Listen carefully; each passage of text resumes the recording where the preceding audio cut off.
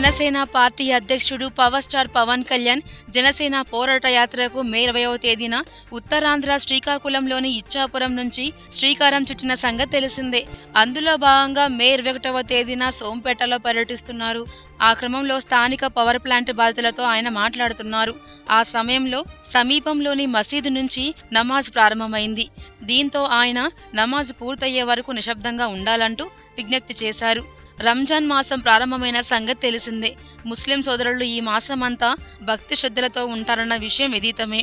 జనసేనాని ఇలా నమాజ్ వస్తున్న సమయంలో గౌరవ సూచకంగా నిశ్శబ్దంగా ఉండడంపై పలువురు ప్రశంసిస్తున్నారు. విభజన హామీల అమలు, ప్రత్యేక హోదా అంశాలను ఇటు కేంద్రంలోని మోదీ ప్రభుత్వం, అటు టీడీపీ ప్రభుత్వం నిమ్మకు నీరెత్తినట్లు వ్యవహరిస్తున్న తీరుపై జనసేన పార్టీ అధినేత పవన్ కళ్యాణ్ అసహనం వ్యక్తం చేశారు.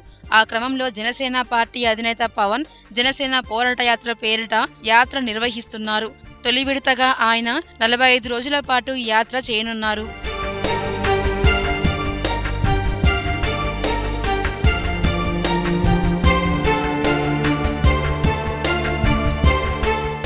Hello, this is your Nandu.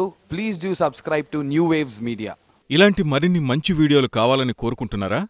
అయితే పక్కనే ఉన్న గంట సింబల్ను క్లిక్ చేయండి. అలాగే సబ్స్క్రైబ్ చేయండి.